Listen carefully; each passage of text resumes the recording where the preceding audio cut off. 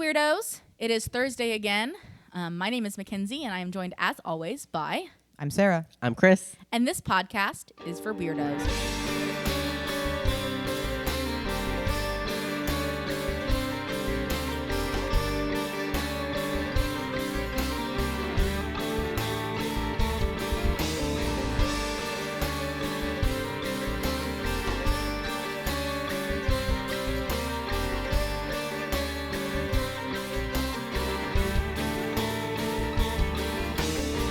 Y'all, welcome back for part 2 of my Paranormal Ranger book report. This book just keeps getting better and better, and you know, I guess let's see where we left off and keep trucking along through the story. Now we are on chapter 3 called Manhunt in the Desert. This is a very specific. This chapter is only about one case. Okay. So we're moving away from kind of like Big broad, chunky timelines. big chunky timelines to more specific cases. Okay. So this should go. Some of these will go quicker than others. I did not go super deep into this case. This was a very transformative case for him as a person. It's not really tied super closely to like what we're talking about with this book. Got it. So this is another like blomp blomp sad. A big old bummer. It's a big old bummer. A big old bummer. So this was a SWAT investigation that he was involved with. This isn't his rookie year of Ranger. This is 98, so this is the year after he's graduated. Okay. So this is his first full year as a rookie ranger. This case was called the Four Corners Manhunt. So this wasn't a SWAT investigation for on May 29th, a man named Dale Claxton, who was a Cortez, Colorado police officer, had attempted a traffic stop on a water truck. And this water truck was, I don't remember what it was, but it was full of militia people. Mm-hmm. Claxton was shot 18 times at point blank range, and over 30 rounds were put into both him and the patrol unit. Damn. The attack came so suddenly that he didn't have a chance to unholster his sidearm or even take off his seatbelt. Like he hadn't even gotten out of the car to like do the traffic stop. Like he had pulled somebody over. There were 3 men in this truck, and 2 other officers were wounded, and 7 patrol vehicles were shot up in the chase that followed, like when other officers were responding to what happened. The suspects fired over 600 rounds during the early morning chase across the Colorado-Utah border. The fugitives, their names are in here. I'm not going to give their names because there's no reason to. Yep. Mm-hmm.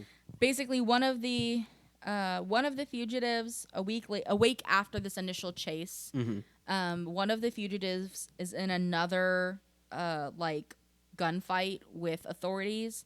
He injures a sheriff's deputy, and instead of surrendering to the police, he chooses to commit suicide in a makeshift bunker full of pipe bombs. So he like blows himself up in a bunker.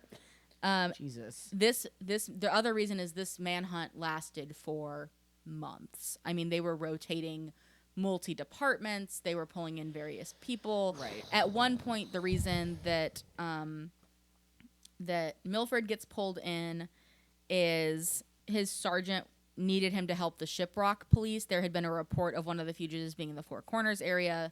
He was asked if he would go just to give support because he's familiar with the area. Mm-hmm. Also to just to help people understand like why this was also kind of a hard time frame. This was right before Y2K, so everybody was like super scared of the world ending. And so the men that shot the original police officer were part of an underground militia that was anti-government and paramilitary, so that's why they had assault rifles and explosives and other weaponry. They believe that the water truck, it was a stolen truck. That's part of the reason that it had been pulled over. Well. They believe it was going to be turned into a bomb to potentially blow up a dam at Lake Powell. So they think that there was intent to do more harm with this vehicle initially. So they were more dangerous than your standard set of like suspects would be. Right. They weren't just guys. These were well, unfortunately, well trained, well armed militia members. So he got asked to go out because they were going to be up on the San Juan River. He was well versed in that area. He talks a lot about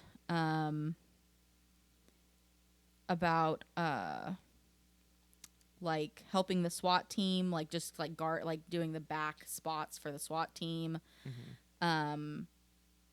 But he was really excited. Like he's like, man, the stuff I saw as a kid, like all of this is like I'm getting to be part of a case like this. I'm doing the stuff that like, I wanted I'm to a do. superhero, Mom. Like he wasn't like so much superhero, but he's like I'm doing it. Like my this dreams is the are, thing like, that I wanted to do, and and I'm doing it. Yeah.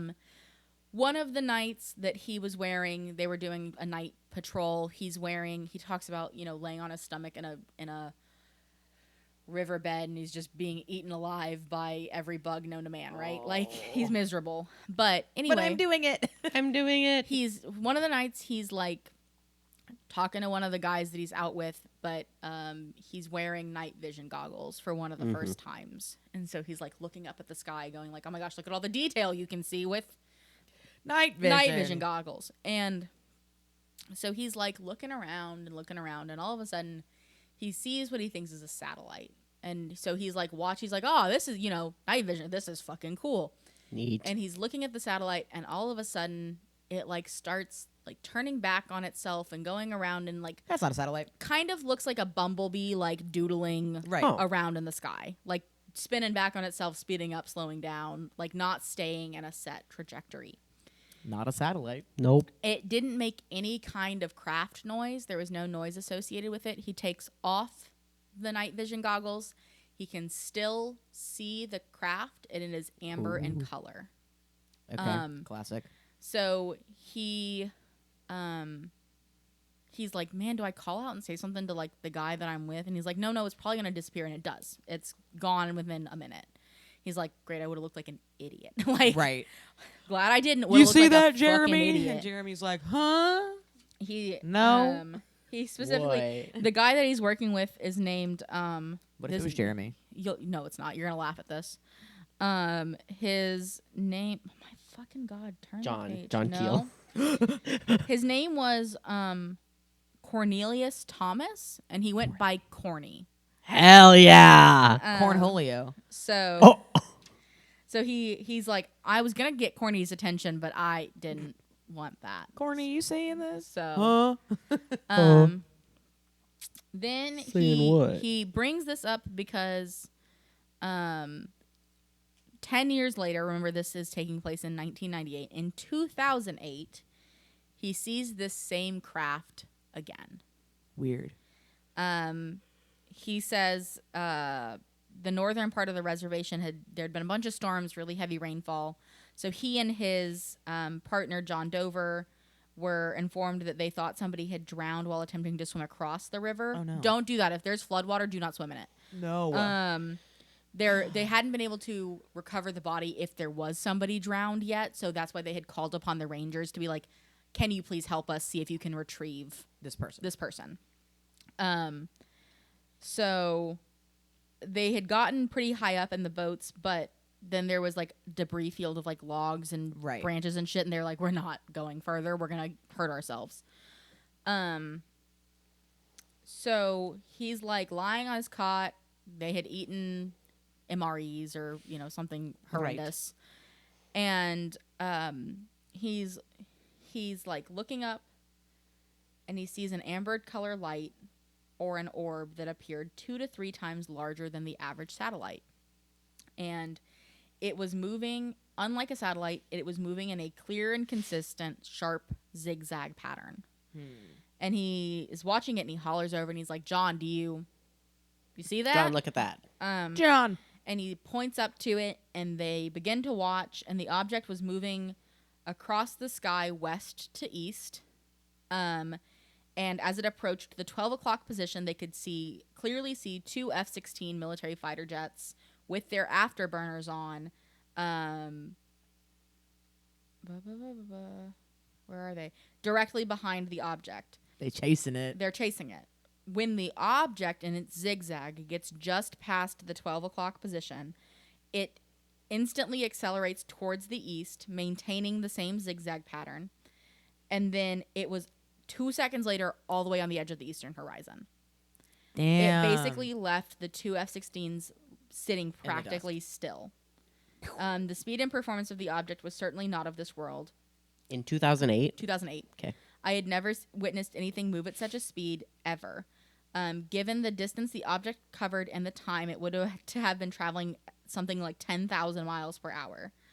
But after he's looking at it, he's like, wait, I know that shape. I've seen this before.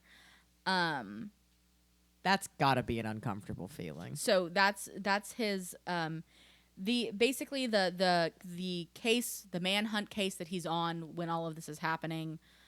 Initially, the 1998 case culminates in all 3 of the fugitives were found dead, either intentionally or from another incident, and were never brought to justice, which was very sad. Bummer. Now we are to the origin of monsters story. Ooh. Hell yeah. A new story. In the third world, First Man was a proficient hunter. One day he came home bearing a big deer that he had hunted and killed and delivered it proudly to his wife, First Woman. First Woman accepted his offering, then looked down at her lap and said, "Thank you, my womanhood, for bringing this deer." First Man was confused and asked First Woman what she meant by this. First Woman said, "I meant that you brought this fine deer because you want to lie with me, but women could easily live without men. Women are the ones who gather the wild plants and tend to our gardens. We don't really need men to help us survive. Therefore, I thank my womanhood." Her words enraged First Man, who left their home and called a meeting with all the other men. He told them how First Woman had insulted the contributions of men. They too were offended and grew angry. Collectively, the men said, "If women think they can live without us men, let them try." Then the First Man and I the hope other this goes men, exactly how I want it to. the First Man and the other men, along with the twins who were neither male nor female, set out to cross the river to live on the other side. They carried all their tools they had created, such as axes and hoes. They carried baskets, bowls, and grinding stones. The twins had made too, leaving none of these for the women's use. As they tried to cross the river, the powerful current pulled many of them under the water, drowning them. Well, The women suffered too. As the years passed, they produced less and less food, simply because they had no tools to tend the garden. The men were able to produce plenty of food, but they missed the company of the women more and more. The women and men desired and longed for each other's company and found no joy or happiness in living without their mates. There was a time of terrible transgression where women and men, desperate for each other's touches, pleasured themselves with various objects. Finally, the owl called out to the men and women and said, "The manner in which you are living is wrong and must immediately stop. No good will ever come of this separation." He was right, as they would soon learn. From this time of transgression, many terrible monsters would be born. Heeding the owl's advice, First Man called to First Woman across the river and said, "First Woman, do you still think you can live without man?" First Woman called out to the First Man, "No, I do not think I can life without man." First Man apologized for his behavior towards First Woman. "I'm very sorry I let the things you said make me angry." The owl said, "Men and women shall return to each other and once again live as husband and wife and will never live apart." Then a raft was sent across the river and brought the women over to the men's side. The man and woman bathed and dried their bodies with dried cornmeal, but they remained apart for the night in repentance. The following day, man and woman returned to their proper life together, never to separate again. When man and woman came back together, a mother and 2 daughters had been in the fields and had not seen the raft. They were left behind on the women's side of the river. No. They decided to swim across. As they did, Big Water Creature grabbed the 2 daughters and dragged them to her home under the water. For 3 days, the 2 daughters could not be found. On the morning of the fourth day, Talking God and Water Sprinkler appeared with 2 large bowls. One bowl was filled with white shell, and the other was filled with blue shell. They placed the bowls at the water's edge. Talking God and Water Sprinkler began to spin the bowls. The spinning bowls created a whirlpool in the water that opened and led down to Big Water Creature's house. First man and first woman traveled down the passage and into the home, followed by Coyote First Angry. They found Big Water Creature asleep in a chair. They found Big Water Creature's 2 children, along with the missing 2 daughters. First man and first woman grabbed the hands of the 2 girls, and Coyote First Angry hid Big Water Creature's 2 children in his fur-lined skin coat. First man and first woman led the 2 daughters through the passage and back to the safety of the bank. That night, the people held a great celebration for the return of the 2 daughters. The next morning, many animals ran in terror past the people's village from the east, and their stampede continued for 3 days. On the 4th day, the people sent the insect scouts called Locust and White Locust to the east to see what had frightened the animals. The Locust quickly returned with news that a flood was coming toward the village from 3 different directions. The people climbed to the top of Sisnagini Mountain. That's probably wrong. First man ran to each of the sacred mountains. He grasped dirt in his hand from each mountain before joining the others on top of Sisnagini Mountain.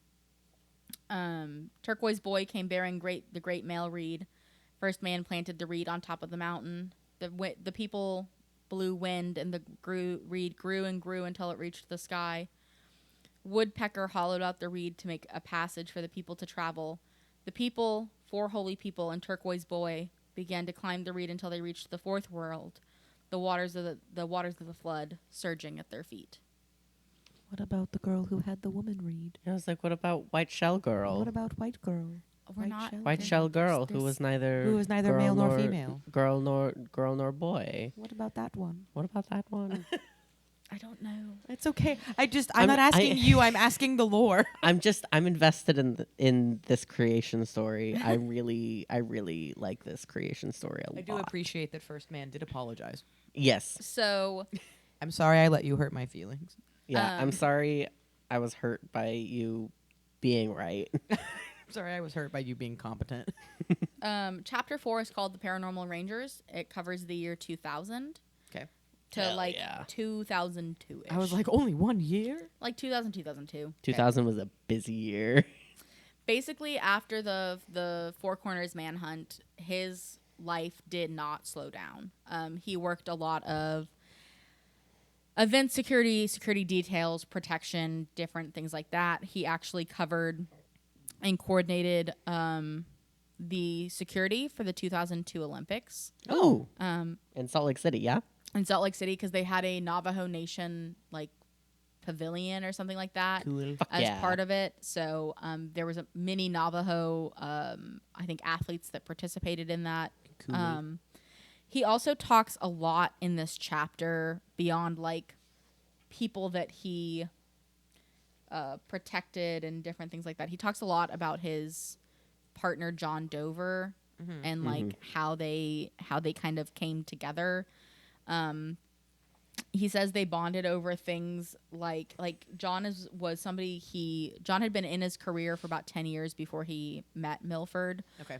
So he was the more experienced ranger. John was. Okay. But they had kind of they had known each other because Milford had shadowed him when he was a rookie and different things like that. When he was a little guy.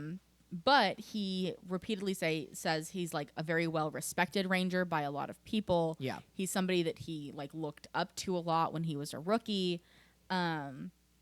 He like John Dover was the kind of person that Milford like imagined when he thought of like what the ideal ranger would look like. It was what John Dover looked like. He describes him as clean cut, sturdy man who radiated wisdom and authority. He goes, he seemed so together, like he just was a put together person. He had his shit together, man. Hell yeah, dude. He was very well read. He was super knowledgeable. He was also like completely fearless, so he was willing to do. You need that if you're going to be a paranormal ranger. He basically was like. He was really good at SWAT operations because he's just like, we're going to do it. and like most Navajo, because of tradition and lore, are like scared to death of snakes, and John's like whatever about it. John Dover also grew up similarly to Milford in that they didn't grow up in the Navajo community. He was also of like multicultural. Yeah. So he Milford really liked working with him and was super excited when they were made partners. Nice. He says he started as a mentor, but over the years became Bless you. bless you. Curse Bless you. you. I'm so sorry. Curse you. Thanks. Balanced. He says he started as a mentor, somebody to learn from and emulate. Over the years, became more like a brother. The more he got to know him, the more he found to respect and admire. And Dover always treated Milford like an equal, never less than. That's good. Good. He says they said that, like I said, they had a great deal in common. They were both raised in the two worlds, mainstream Western culture and Native American. John is part Navajo, Filipino, and Apache tribe of Oklahoma, formerly what was known as the Kiowa Apache. Oh, neat. He grew up in L.A., the son of a Navajo man that was a child actor. John took the ROTC path and then became a police officer.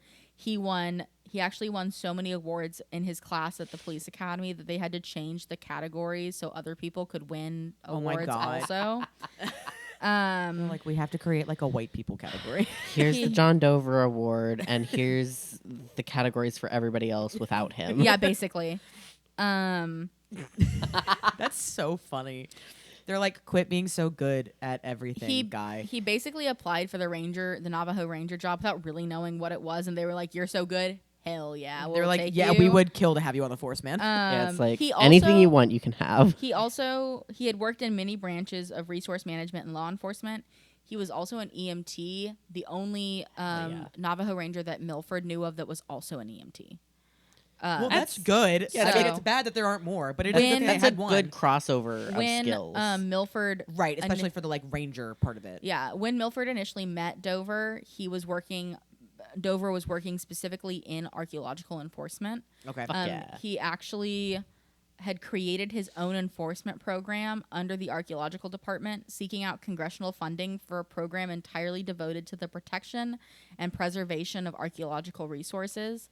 Before that, there wasn't anything in place to serve that need. So John Dover Good for was like John. going out of Good his job, way.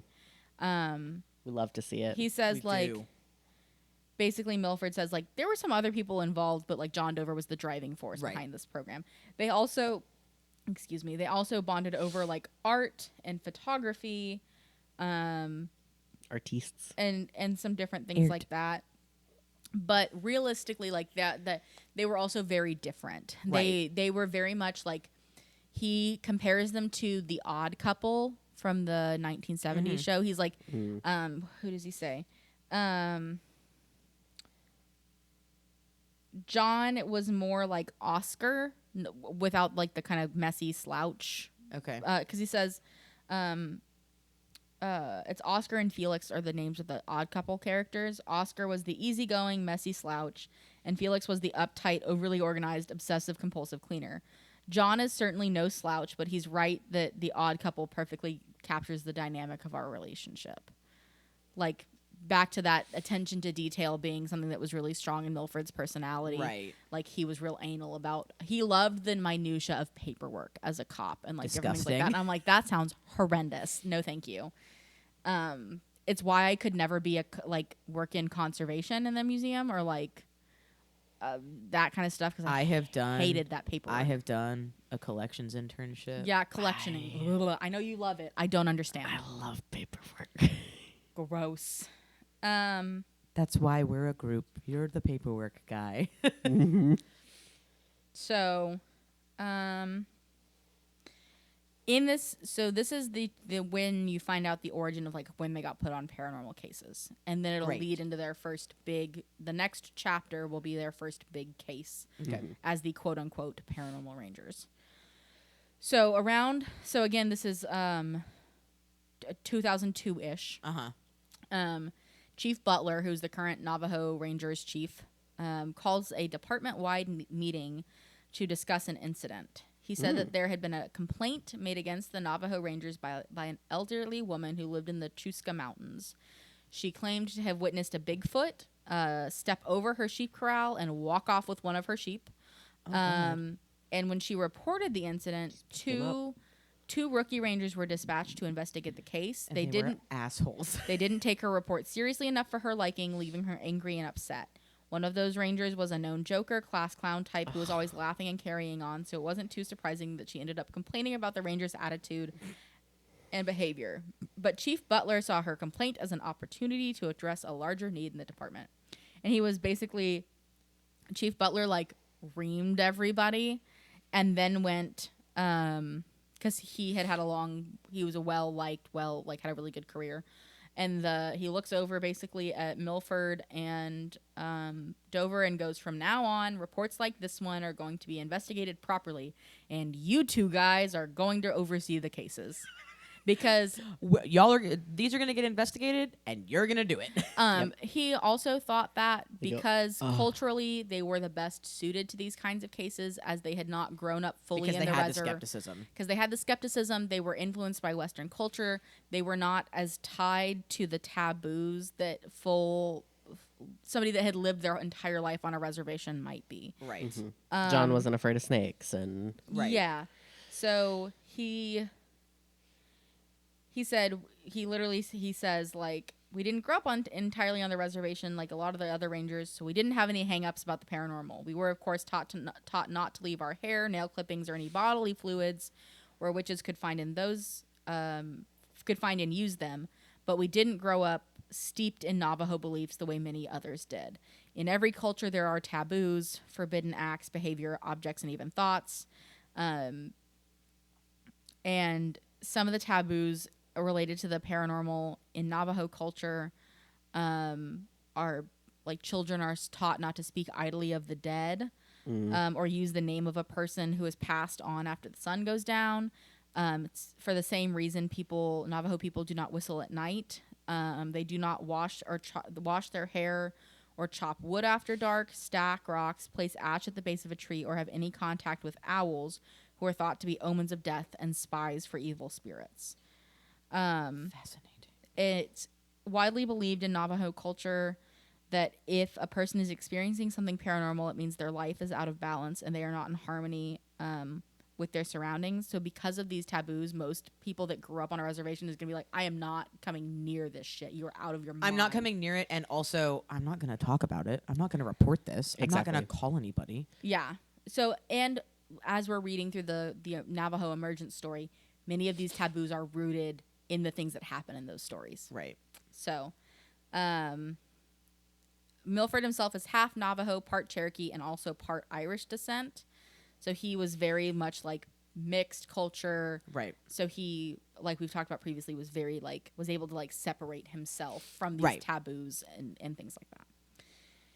So he was like, y'all take paranormal cases. I don't give a shit. Like, it's fine.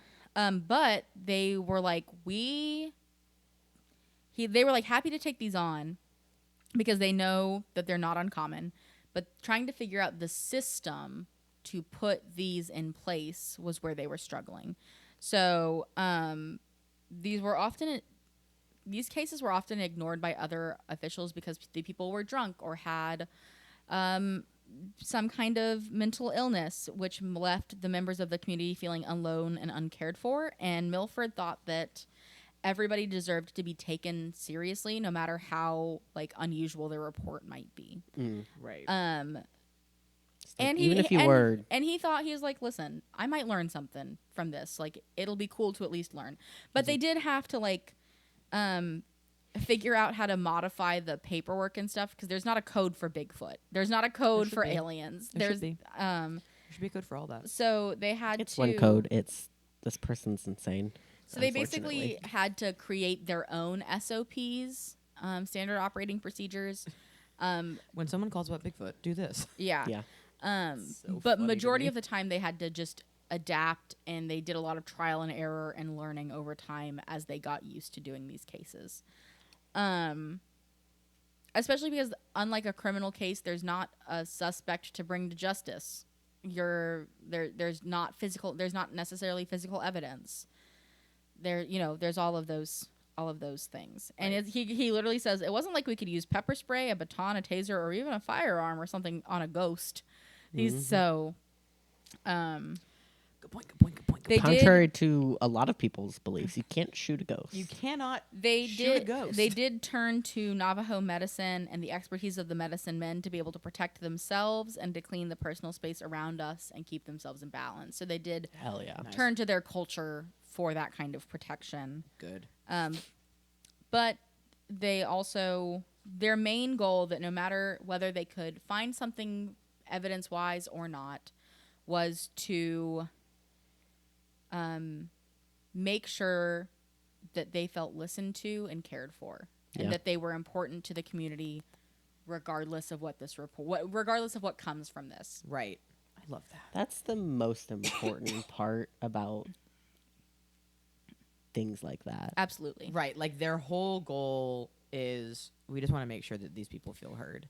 Make sure they feel heard. Make sure they feel cared for. They also I love them. maintained anonymity, like in the case reports for the people, because like a lot Taboo. of cultures, Navajo are nosy and things like that spread, and they could be shunned from the community for a report on something like this. And because it is something that isn't ever going to go to trial. Yeah. They don't need They're to not be going to sue named. Bigfoot. No, but they're also not going to be put on trial and need to be a witness. Like they're not going to need to be called No. to be a witness in this case, so it doesn't need to be documented. So while they didn't need, and often they're responding to incidents that happened a long time ago. Like they weren't often timely reporting. Yeah. Like they're coming out and there's no way they're going to find a footprint anymore because it's been 3 years or, something like that. I saw Bigfoot 12 years ago, but so you they guys also didn't exist then. They also put a lot into like getting good interview evidence from witnesses and from other people that were around and things like that. So then they go out to meet this elderly woman that the other two rangers had basically like written off. Right, the ones that they'd bullied about the Bigfoot. And they were like, we're gonna go hear her out and see what we can see. It had been a few weeks, so he was worried. Milford was worried, like, I don't know how much we're going to be able to do, but we'll go out there regardless. We'll go out and talk to her. And so they reassured her that she was safe, and if anything ever happened again, they would be there to help her. John, because he was higher ranking, was responsible for interviewing her. And they both searched the heavily wooded area around the property for signs of anything related to the loss of the sheep.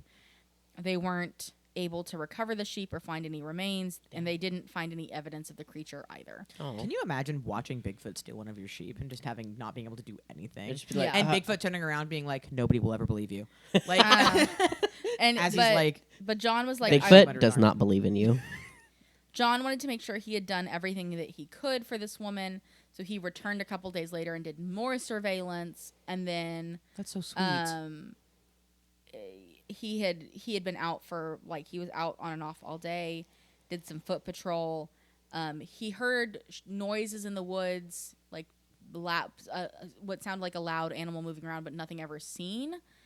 Bigfoot. And it was definitely Bigfoot. he did that for a few days, but they never found anything. But what this did was set the tone for how they approached other paranormal and supernatural cases to come. That listening, like, they're going to listen to their gut instincts. They're going to listen to the people that are telling them their stories, and just take care of the people that are there. So he was like, part of me is like, so they do have, which is not the next one, but like 2 chapters of the creation myth. There's a giant monster, Yetzo, which is kind of like, Yeti, Bigfoot, large, hairy man. Cool. So that's what a lot of people kind of associated what they were seeing with this creature in the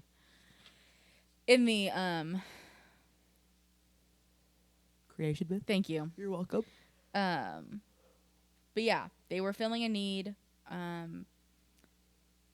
And this elderly woman's sighting with Bigfoot is not this is maybe the first, but certainly not the last Bigfoot case they have in their time as rangers.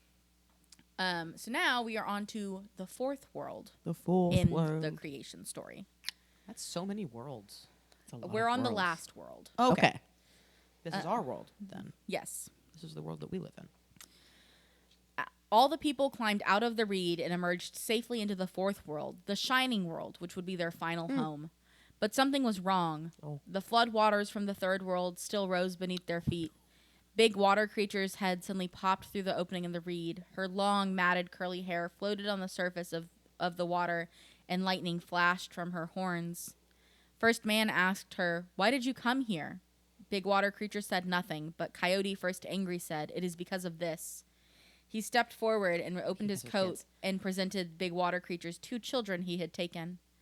Turquoise Boy took a basket and filled it with turquoise, blue pollen from blue flowers, yellow pollen from yellow corn, pollen from water flags, and river pollen. He handed the basket to Coyote, first angry, who placed the basket between Big Water Creature's horns along with Big Water Creature's 2 children. Satisfied to have her children returned to her along with the Turquoise Boy's gifts, the Big Water Creature disappeared down the reed, taking the floodwaters with her. The people now had a chance to look around them. They realized they were standing on an island in the center of a lake, with cliffs all around as far as they could see. They did not know how they could cross the lake to the shore, but Water Sprinkler came and said he would help them. Water Sprinkler brought 4 sacred stones from the third world. He threw each stone in a different direction to make holes in the cliffs, allowing the water to recede. Once the water was low, it created a path from the island to the east shore, but the path was too muddy to cross. Smooth Wind came to help the people. He blew a steady wind that quickly dried the mud and allowed the people to cross from the island to the east shore. First man and first woman were ready to settle down in the fourth world, but first they had to build a home to live in. This home was called a hogan. First man dug a pit and placed poles in it, pointing upwards towards the heaven. The main poles were 2 parts of the black bow. He cut another pole from great male reed. Then he cut one pole from the female reed. He covered the structure with dirt and grass. First woman used a white corn that was finely ground, and the poles were gently and carefully powdered. Then cornmeal was sprinkled inside the hogan from east to west. First man then said, "My home is now finished. It is sacred and beautiful. May the days to come be blessed and plentiful." That's the land bridge. Mm-hmm. Yeah. It's the land bridge to get into North America. Yeah. That's fucking dope. Because they've been steadily moving east through each They have been story. moving east through each Yep. story. And then, well, they moved south in the last one. In the blue world, they went south. They went south. Yeah. To But continue east. To continue east. They went south, and then they went east. That literally was the land bridge. I was like, Yeah. oh, weird, crazy. Oh, there were cliffs. I went the Ice Age. Mm-hmm. That's fucking rad as shit. Yeah. Cool. And then I love being able to see archaeology and like actual like history demonstrated in story. fucking ice melts and there's more water and then There's it land. dries up to land. There's land. There's a magical land bridge to get It's them to safety. fantastic. I love oral tradition. That's so fucking rad. Um, Also, apparently, White Shell Girl was there because they had the They woman had read. Yeah, they had woman They read. had woman read. That's what made me go like, because that means that She made it. she made it. They made it. okay. Both of them. We are now on chapter 5, halfway through the book. Woo! The San Juan River Bigfoot from Hell yeah. 2003. Fuck yeah. So this story is about the initial report is a mom asks her teen son to go outside to run off the coyotes that are disturbing their sheep because they can hear them making a ruckus. The sun is setting. The boy, they can hear them like freaking out, running around, like clearly in distress. Right. So the boy hurries outside, armed with his BB gun, and he gets out there, and he goes, "These are not, in fact, coyotes." Mother, it's Bigfoot. Mother. It was not coyotes or feral dogs or any of the other predators typical to the San Juan River area. The boy was running so fast down the incline that he almost didn't see it. He barely stopped himself from careening straight into it and slid to a stop on the steep incline, falling backwards into the dirt. When he looked up, there was a massive creature standing over him. It was taller than a man, 7 to 8 feet tall, with a broad, muscular shoulders. It was covered in all dark fur and had canine-like teeth and smelled like a wet dog. Skunk ape. Yeah, I was gonna say. That's Florida, though. The boy drops the BB gun, books it back inside, and is like, his mom calls the local authorities to be like, my son just saw a Bigfoot. And the authorities laughed at the report because they suck. Even though there had been other reports in the areas that had called into their dispatch with similar sightings. And so a story about the Bigfoot sightings even made it into the local paper, but the police still did not take it seriously or investigate the woman's report. Finally, because she's like, no, somebody's going to come do something, she calls the Navajo Rangers.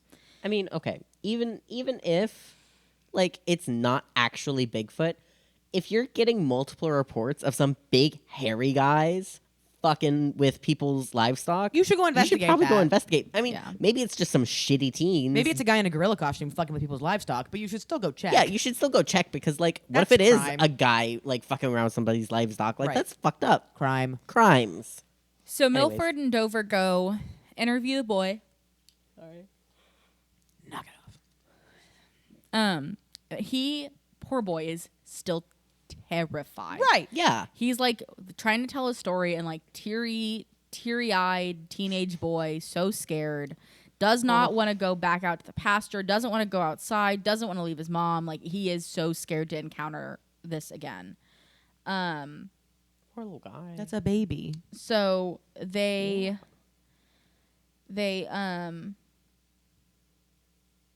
he was just fully traumatized. So they interview him, and then they go out to look around the property, which nobody has been out at because the boy doesn't want to go back outside. They're like, fuck that.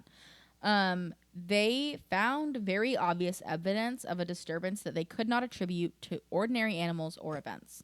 So they find clear foot impressions in the muddy soil of the nearby riverbed. Each foot was 14 to 18 inches in length and 5 inches wide with clearly defined toes. Jesus Christ. Whatever made these tracks had a 5-foot stride. A standard, like an average human stride is about 2.5 feet. Mm-hmm. A really, really tall man's stride is like maybe a little over 3.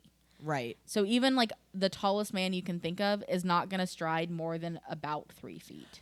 For reference, in marching band, it's 6 steps to 5 yards. So, like, and those are all big steps. And we're forcing ourselves to be able to make those big steps in military style marching. 5 feet. And that's almost as big as us. Yeah. Many of the footprints were found among bullhead thorns, which, you know, which like Stanley is like having PTSD flashbacks about the thorns in his hands during training. But there was whatever was like walked through these like it was just grass. There was no trace of like blood or injury. Like if I were to step on thorns like that and keep walking, there would be bloody footprints because they're going to pierce my feet. Thick. It's like if a person, because like if you're going to step on a thorn like that, if you like step on it and pull it and keep walking, like you're going to bleed. There's going to be some evidence, even if it's just like the littlest baby cut. If you're going to continue to walk through a field like that, you're going to have some amount of bloody footprints. Yeah. Right. And there would also be a change in the gate. And where the stepping is, because you'd have like, fuck, shit, and like pull it out, not just beep, boop, beep, boop, beep, yeah. beep, boop. Yeah. Obviously, they considered, first off, like, could be somebody fucking with us. Right. That could be a hoax. Shit happens all the time. Can always be someone fucking. However, they, they say like maybe teenagers got a hold of a Bigfoot costume and they were being shitty. Exactly. However, they found no evidence of outside disturbance near the footprints, no tire tracks or people prints. There were not any other indications of any kind of human involvement near the footprints. They had a very clearly defined start and stop point, and it wasn't like you see tire tracks, the footprints, and then more tire tracks and people like shuffling around like they got in a truck. Right. Like you're not seeing any of that. Right. And you have to remember, this is somebody raised in Navajo culture. Tracking is a big part of that culture. Yeah. So especially the rangers, they're trained to track. Right. Like they're going to know what it looks like if other people are around an area, right. whether it's in the breaking of grass or how it's compacted. Like we may not be as good at that, but somebody like that has those skills would be really good at identifying who was around an area like that. Right. Because you learn to, they learn to track their own livestock and what predators look like and all kinds of different things. So they don't ever find anything like crazy. And then they went and interviewed other people in the San Juan River area because there were so many sightings that had been reported. And by the time they were done interviewing people, they had more than 30 firsthand accounts of sightings of kind of a similar nature of seeing like some form of hairy bipedal dude walking around. Some people had like more footprints, very similar to the ones they found at the initial sighting area. One person actually had like giant knuckle prints like in the side of their trailer, like something had like punched their trailer, and more than like hitting it with another like denting it with another tool, like this had clearly defined, like it was punched. It was like it was very clearly a punch. So then he talks about the strongest like evidence they got for this case was a lady named Brenda.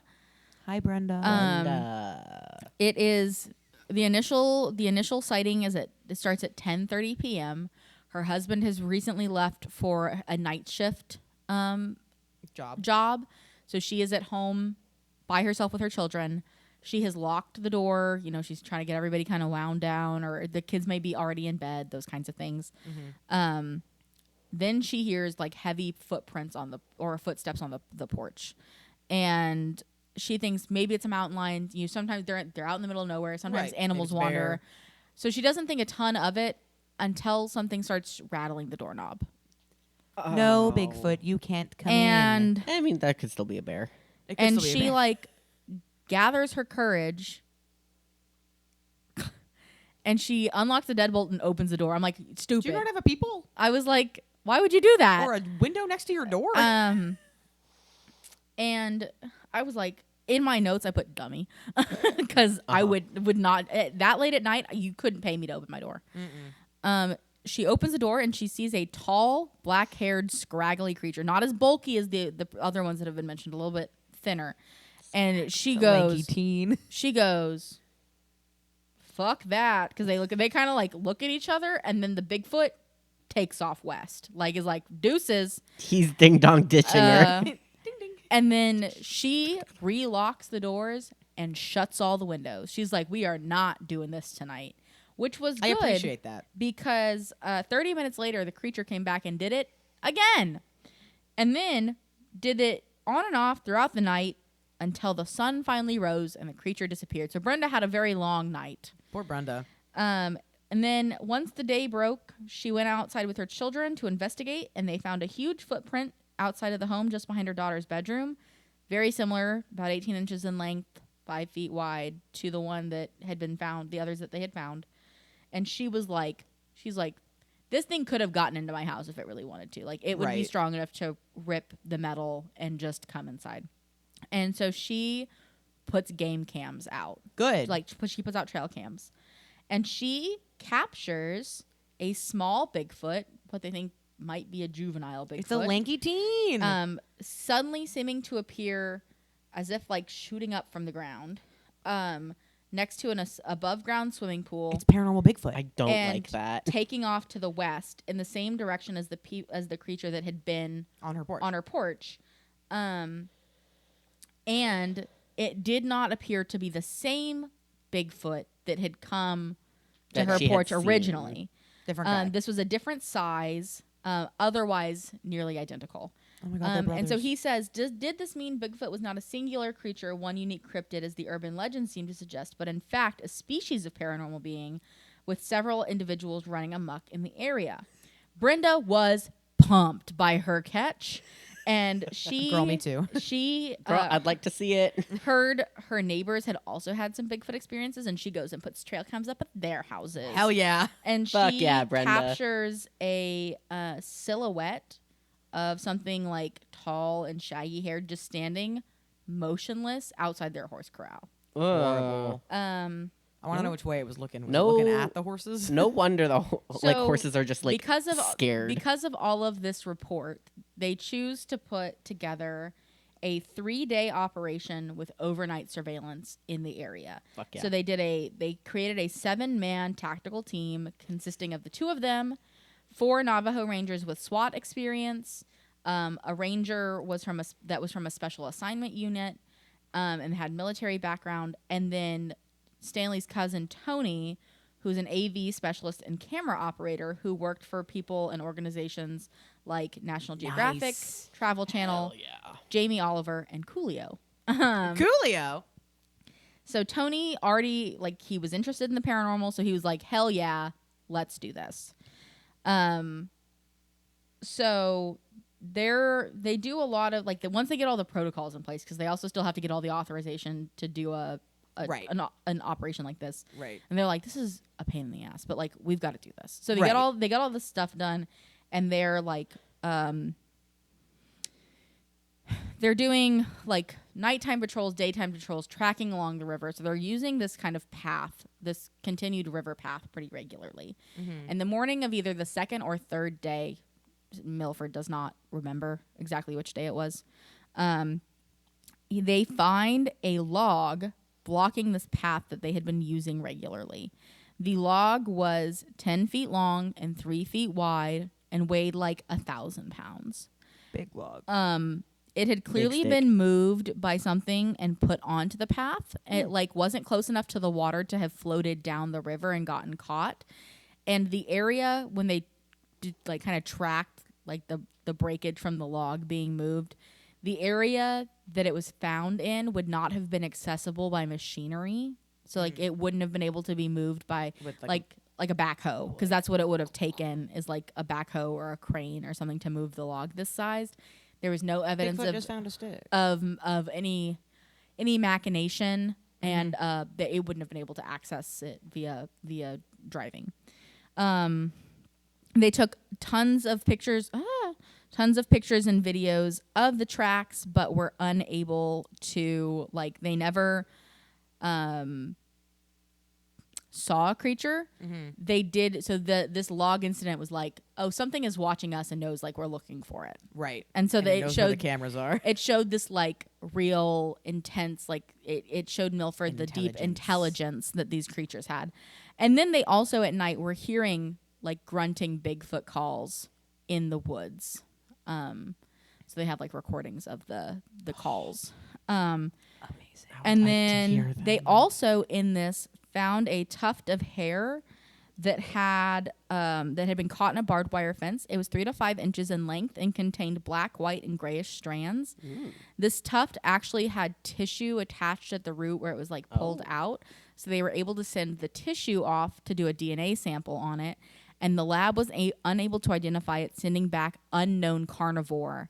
And he's like, this is a lab that has samples from everything. If it was a known animal, they'd find it. It would have a DNA match. I hate that. I love it. So they that was they did make plaster casts and stuff like that. As you should. What else? But at the end of the day, they weren't finding an actual creature, so they couldn't maintain a post there. It just wasn't feasible. They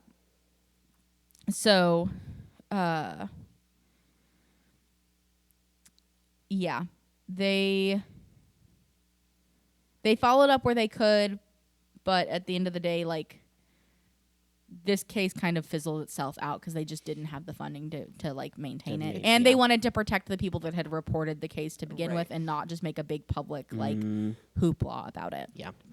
So now we are on to the story of Yaetso and the Hero Twins. Cool. love some hero twins. Okay. It was during the time of the separation of men and women during the third world that the women had pleasured themselves with objects. Now in the fourth world, some of these women were with child. They gave birth to children with unnatural, disturbing bodies. A child with feathers on its shoulders, a headless child with hard skin and a pointed neck, and twins with no limbs and no head, and depressions like eyes on its torso. A council of the people met and decided these children should not be allowed to live. They were abandoned in arroyos, alkali pits, and the chasms of cliffs. The people thought the children would die from the elements, but all of them survived, becoming monsters that haunted those places and terrorized the people in their travels. The last of these monsters was birthed by a woman who was impregnated when she placed a rock in her wood, and Jonai, the son, there was a lot of extra vowels in there that I don't think I got right, but it's fine, sent a sunbeam into her to quicken it to life. A child grew in her womb. After 9 days, she gave birth to a very large, strangely formed child. Because she didn't know who the father was, she decided to abandon the child to die. She took the child and left it in a steep, rocky place. Jonai, the son, saw the abandoned child and knew he was the father. As the child grew, he watched over it and protected it, but he never showed himself to the child. The child grew to be a very large, angry, mean, and violent monster known as Yaitso, the big giant. The Yaitso and the other monsters hid along paths that the people traveled and killed and devoured many travelers. The monsters became the bane of the people's existence. Their weapons were useless against these monsters, and they had no way to protect themselves. They always lived in terrible fear. The people sought the help of the holy people, who provided them with changing women, a turquoise figure brought to life by the wind. She gave birth to the 2 hero twins, whose conception was steeped in mystery. The holy people took the boys and made them train hard to become strong and run fast. Each day they were tested for strength and speed. The holy people used switches made of mahogany to whip the boys anytime they grew tired and ran too slowly. Each day the holy people forced the twins to train harder and harder until they were tested and had achieved what the holy people had intended, to be stronger and faster than all the others. The twins were given bows and arrows made by first man, and they traveled away to hunt. They tried to shoot several blackbirds, a raven, a vulture, and a magpie, but their arrows missed. When they reported this to their mother, Changing Woman, she scolded them and said the birds were spies for the monsters. She warned them, the twins, that the monsters knew about them now and they must stay hidden. Soon, Changing Woman climbed to the top of a mountain and saw many monsters coming toward the village. She made 4 sacred hoops and cast them in each of the 4 directions. This gave them protection for the night. That night, the twins whispered to each other that monsters must be looking for them and that they must leave so that the others would be safe. Before daybreak, they ran down the holy path to the east. They went to look for their father, whom they soon learned was the sun. After a long and dangerous journey, aided by the Spider Woman, they found him. The sun said, "I will test you to see if you are my sons." He grasped them and threw them hard against the sharp white shell spikes on the east wall of the house. Shit. The twins, holding the sacred hoop that Spider Woman had made and gifted them, bounced off the wall unharmed. Then he threw them against the turquoise spikes on the south wall of the home. Again, the twins were unharmed. The sun told them, "You must survive 2 more tests to prove you are my sons." He took them outside to a great sweat house and started a fire to heat large stones.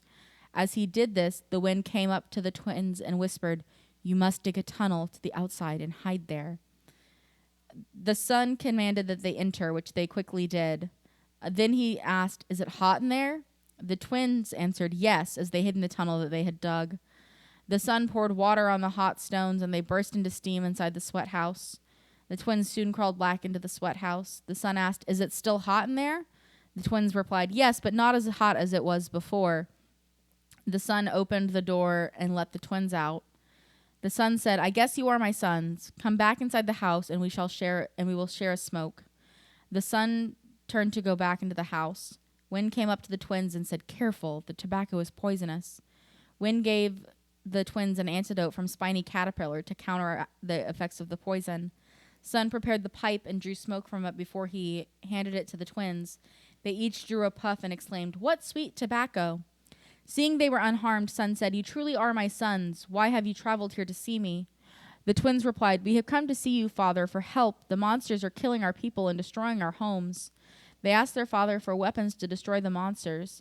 He said, "I can help you, but Yitzo, the big giant, is also my son. I will provide you with the weapons needed to kill the monsters, but I will provide the first strike to kill Yitzo. He is my son too, so this I must do myself."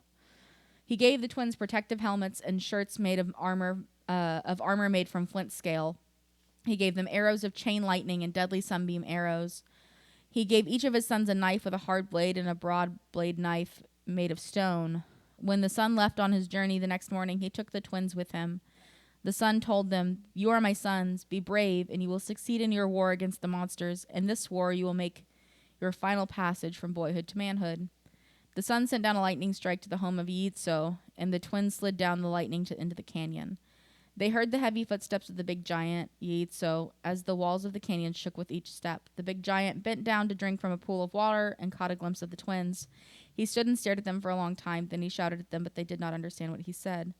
Yitzo paced back and forth and said, What are the two beautiful things that I see now, and how shall I kill them?" The twins shouted back, "What is this big beautiful thing we see, and how are we to kill it?"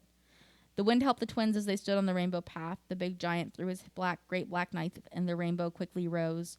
The deadly knife passed just below their moccasins. The wind whispered again to the twins, "Now keep low." Just then the big giant reared back and threw with all his might threw his great blue knife at the twins. The rainbow dropped and the knife passed over their heads. Then the big giant threw his great white knife, and the wind told them, "Jump left," and the blade with many razor-sharp teeth passed to their right. The twins were about to attack Yitzo when suddenly a bright flash came down from the sky and struck the big giant on the side of the head. Heaven and earth shook with the sound of the thunder. Big giant staggered but managed to stay on his feet. Just then, oldest brother shot a chain lightning arrow at Yitzo, hitting him in the center of the chest. Then the younger brother shot an arrow made of sheet lightning, which again found its mark in the monster's chest. Yitzo fell forward on his hands and knees. The older brother shot a deadly sunbeam arrow and struck Yitzo in the head. The big giant fell hard, face forward on the ground. The twins approached Yitzo and saw the big giant lying there dead. The monster who had killed so many was truly dead and could terrorize no more. Chapter 6. Cryptids, Curses, and Cons. Basically, this starts in 2010, but the chapter covers lots of Bigfoot cases, like small sightings, nothing as large as the San Juan River case. And this chapter talks a lot about cases that are like reported to be paranormal and weren't.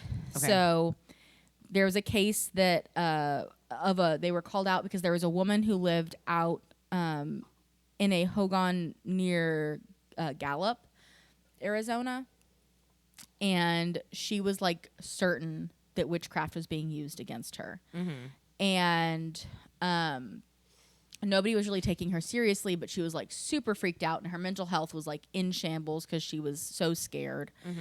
And so the two of them go out and interview her. It was not uncommon for them to interview people in the like patrol units, just because not everybody wanted them in their personal spaces. Mm.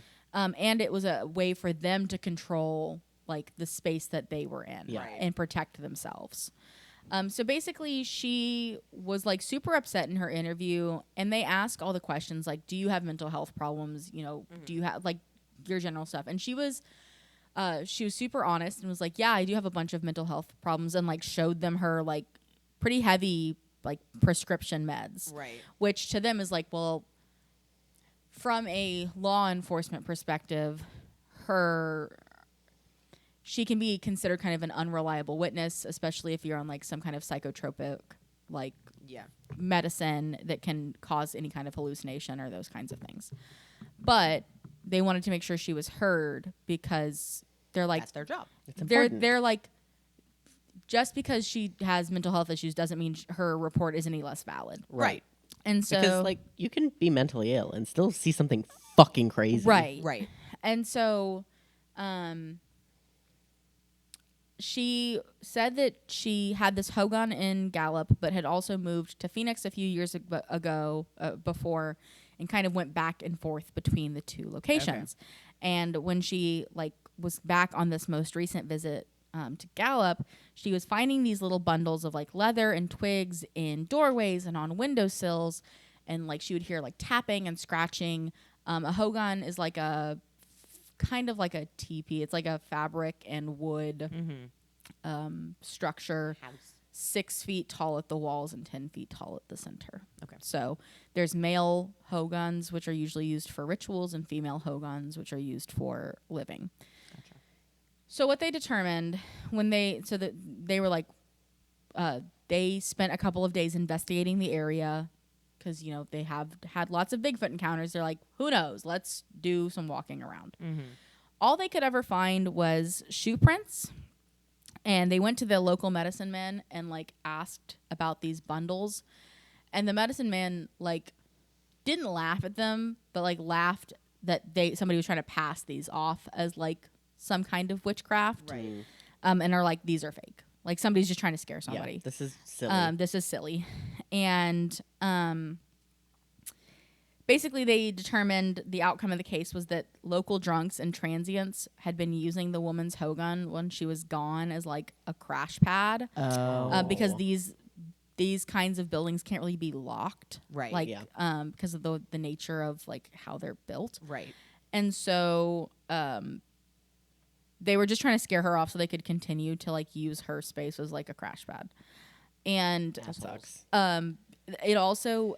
But because John... I said assholes, not that sucks. Oh. We said different things. Okay. But because of the presence of the Rangers, all of the people that had been trying to scare them off were like, oh, shit, fuck. People are watching. And they, like, stopped coming around. Mm-hmm. So, but at the end of the day, this woman's mental health was, like, well restored because somebody had gone out of their way to believe her and just, like... double check that like what was going on, right? Yeah. Even though it turned out to be more of like a Scooby-Doo case where it's like insane and definitely fake, right? They at least, and a lot of their cases sometimes were like that, where like, it was like there isn't really anything happening, but at least we've made this person feel better, right, and feel heard and cared about. Like I said, there was lots of another Bigfoot case with a teenage girl of like a very traumatized child. Then there were the people that like wanted it to be paranormal and were kind of upset when it wasn't. There was this guy that he every night at the same time he saw these lights rise in the sky and he thought they were UFO lights. And when they were doing investigations, it actually turned out to be the lights of a subdivision, like the street lamps. But because of the angle that he was at in comparison to this neighborhood, it reflected a specific way and looked like rising lights every night. That's crazy. And he was like pissed that they weren't. And it wasn't UFOs. That they were not UFOs. Everybody wants to feel special. Right. Seeing something special. Right. And even Milford says, like, though he says he had a like Sherlock like objectivity, it wasn't always easy to like fully separate himself from this phenomena. Because like it really did change his worldview and how he was like viewing these cases and what people could encounter and what is real. So now we are in chapter 7. It's called The Old Man and the UFO. Oh, that sounds like a fun little kid story. Yeah. So this was in 2009, was this case. This was a UFO sighting in the area of Granado, Arizona by an elderly man. This was a sighting that was reported in a very timely manner. They got the sighting happened on a Saturday. Milford and Dover arrived by Monday, and they had an extended interview scheduled by Wednesday. Oh, nice. Rad. So within a week. By the time they, like, and he talks about it at the beginning of this chapter, like, he had heard of plenty of other UFO sighting cases, Lubbock Lights, different things like that. Cases we will probably talk about at some point. Right. So they go out there, and basically they noticed that this man's property was on like an area that had been burned by a wildfire at one point because it was still pretty dry. But he says there's like a buzzing kind of electricity in there when they get there, but the old man was like had a very calm energy about him. And I'm gonna just read his, even though like everybody else was being crazy, like he was. So Milford didn't ever like question his mental state. Right. So I'm gonna just read his read through his story real quick. Basically, he was home alone one night because others had gone to visit their grandchildren attending college in Phoenix. He was going to bed. As he was getting ready for bed, he saw lights outside. Thinking somebody was approaching his home, he walked out to the patio to see who it was. What he saw instead was a UFO. It was spherical, about 25 feet in diameter, bright like the sun, in intense yellow or orange with colored beams of light strobing and flashing. Oh. Weird. The craft flew slowly and deliberately around his home before moving a quarter mile away at the same pace and hovering above the tree line. Then the old man saw lights at the ground level below the craft. They were flashing and moving south from underneath the object, then back towards the craft before gradually making their way towards his home. When they made it halfway to his home, one of the dogs, a little mutt dog, ran out towards the light and disappeared into the dark. Oh no. A few moments later, when the dog reached the lights on the ground, it yelped in pain as if it were kicked. Oh. At that point, the man was scared, went inside, shut and locked the door, watched from behind the curtains. Is the dog okay? The little dog didn't reappear, apparently deciding it would be safer to run off and hide for the time being. Okay. I will tell you about the dogs at the end. Okay. Then lights approached his home, and he realized the light was coming from the objects being held in the hands of 4 beings. Let's say it's probably flashlights. The beings were each about 3 feet tall, childlike in their proportions, with gray skin. Their heads were oversized, about the size of a diameter of a basketball, and they either had large black eyes or were wearing goggles. He couldn't tell if the beings were naked or simply wearing tight-fitting outfits. The being wandered around his yard and shone their lights on the ground as if looking for something they had lost. But the lights weren't like flashlights.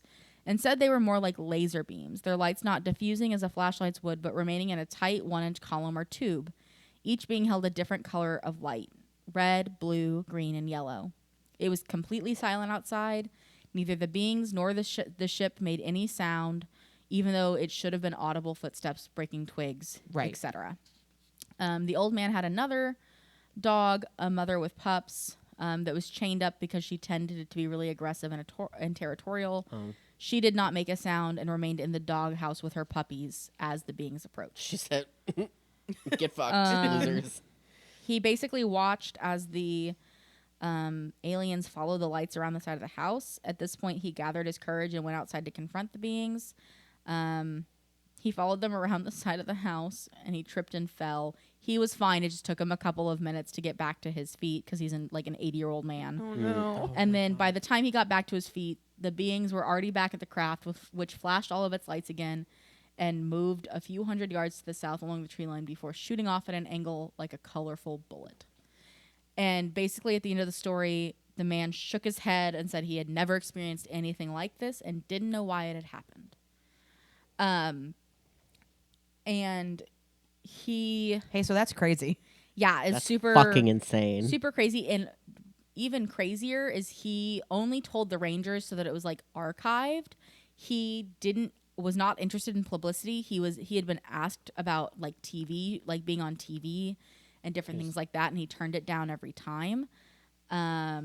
He also, like when they were doing investigation around his property, they found this trail of markings that were like circular, about 5 inches in diameter, and had like a circular impression in the center, like a dot in the center.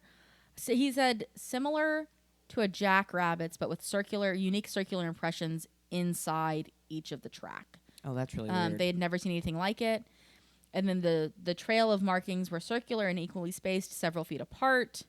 There were 25 to 30 impressions that were observed leading away from the residence in a northwesterly direction, which is the direction the old man had noticed the hovering in. And whatever had made these marks went under brush and trees, but didn't like break it. That's fucking Because crazy. the forest debris was too heavy, the further from the house they got, the harder it was to like tell what was going on. They also did an atmospheric reading. Everything was normal. They did they checked for elevated levels of radiation at the property. Navajo Nation is a hotspot for yellow ore or uranium, so it's not uncommon to see elevated levels of radiation. They said that for this, the levels were elevated, but not like to a dangerous level. Okay. And not like an abnormal level. Yeah, I guess it just kind of was baseline for the area that he was in. Like elevated of what one would expect anywhere else, but Right, not for that but not for region. there. Yeah. Yes. Which is fascinating. Yeah. That this area that experiences like increased like paranormal and UFO Right, has interactions this like underlying radiation. Right. It's like the quartz stuff. Yeah, it's weird. It's interesting. Yeah. So with this case, they actually reached out to the Mutual UFO Network, or MUFON, Yeah. for help. And they dispatched the specialist from the STAR team in Phoenix. The STAR team has the most experienced members, and that's their kind of rapid response team. So they also reached out to Bigelow Aerospace, which does UFO research and is funded by the government, or has done high-level work for the U.S. government regarding UFO stuff. So those people came out, also interviewed the old man, and the old man's story never changed. It stayed the same every time he was interviewed, regardless of the organization that was interviewing him. It never changed. And they basically provided some guidance, but they didn't ever share any findings. They requested the reports, and they never received them. So if MUFON or whoever found anything, it was never shared with the Rangers. But because of this case, they did create these mutually beneficial relationships with MUFON and with the Bigelow Corporation. Cool. They later assisted MUFON with field investigator training and for their recruits in Phoenix because of their really great interview skills and different things like that. So, because most MUFON people are their little nerds. dog, the little dog that ran away and got hit by the light, did return home. Good. But died a week after the events. Unfortunately, don't say good yet. They were not notified at the time, and they were not able to have a veterinarian examine the remains. That's okay. But Poor baby. oh my gosh, I'm sorry. Milford couldn't help but wonder if like the aliens did something to the dog. Right. Unintentionally as a way to like get it to go away. Right. They kicked it. And then the old man's sister had a little litter of puppies go missing the week after the UFO sighting. UFOs and dogs, man. Fucking Mothman. Those aliens said, puppy. So he and Dover were starting to get the sense that many of their cases may be linked, including the ones involving Bigfoot. Perhaps he thought UFOs are interdimensional crafts. Rather than traveling through space in line of sight from one galaxy to ours as the crow flies, as with human-made spacecraft, these beings are using dimensions as a mean of getting from one place to another. They appear in Earth's atmosphere, but they are coming into the atmosphere from other galaxies. This made sense to me, given the vast time and distance to be covered. The only logical means of travel would be via other dimensions, which might also account for the sudden appearance and disappearance of creatures like Bigfoot. He basically comes to the realization that this old man encountered the Greys, what we know to be the Greys now. That guy. Our gray is green, but that guy. He says the Grey, which I agree with. The Greys are generally the most common, quote unquote, species of alien that we know about that maybe that clearly don't look like people. Yeah. Usually, if you're gonna have some kind of alien encounter, it's usually with a Grey. The Greys. Or the green version of the Greys. He talks about many different types of aliens. Another type identical to the look of the Greys, but much taller, closer to human height and size. Reptilian forms. Aliens referred to as Nordics, which are human-like beings with pale, milky skin, blonde, and sometimes very intense blue eyes. He says the universe is so vast that there could be infinite types of extraterrestrial life. He mentions Dr. Stephen Macon Greer, who's the founder of the Center for the Study of Extraterrestrial Intelligence. Stephen Greer. Yes. that has identified 60 to 70 distinct species of alien. Yeah. He has a podcast. He does have a podcast. Really? Yeah. I didn't know that. My mom has been telling me to listen to it for like 3 weeks because Cass, shout out Cass, my mom's yoga instructor, keeps talking about him. Interesting. We should check that out. Yeah. Can I interrupt? Yes. I have so y'all are aware that my working theory for like the phenomena is like a 5-dimensional Right. something or Yes. other. It's out of here. It's out of here. If he's also saying that these UFOs are some sort of an interdimensional, Which is also John something. Keel's theory. right, which is like, these are all similar theories. And if we think about the creation story that has been told through the whole book, each one of those could be different dimensions. Right. And they're always traveling. to the end of the book. Fuck, okay. I promise it gets brought back up. Okay, I love it. Okay, I know. Just I'm buying it. I've bought it. okay. In 2014, Stanley Milford has an alien experience of his own. Ooh. Oh. He was laying in bed, went to bed at a normal time, had his normal routine, nothing out of the ordinary. He has blue hued overhead dimmer lights in his bedroom that he would turn off with a remote, similar to like our lamp. He lay down, was comfy, and then only like some point in the night he comes awake, just fully and instantly awake. He was like blinking against some, like all of a sudden it was very bright in his room. He's like, in his head he's like, why are the lights on? He knows he turned the lights off when he went to bed. Right. And he tries to reach out for the remote and he can't move. He's completely paralyzed in bed. And he's like panicking. He's like, no, I'm going to make myself move. Like he's in full panic. And he couldn't make his body work. And he's trying to like logic. He's like, am I awake? Am I dreaming? Like he's trying to like go through the motions. He's looking around as much as he could because he couldn't turn his head. So he's just trying to like look around the room without having to like turn, eyeballs only. And he's seeing everything in his room looks normal. Like all of the stuff is there as it normally would be. And he could tell that he was not dreaming. Like it was all done in a way that was clearly not like the dream version of his room. And then he looked straight ahead towards the foot of his bed, and there's a figure standing in front of his closet next to his dresser. He was trying to like get up like you would like any kind of intruder, and he could not move. He's like eyes wide, sweat just pouring off of his body. He's staring at the figure, which is just staring at him, silent and unmoving. Its skin was dark gray, like a pottery gray color. Yeah. It was solid in form. He's like, if I could move, I would have been able to like reach out and touch it. Its head was larger than a human head, between the size of a soccer and a basketball. Ralph. And its eyes looked more like goggles because it was reflecting the blue lights of the room. That's crazy. He couldn't perceive any ears, nose, or mouth, but it did have a noticeably small protruding chin.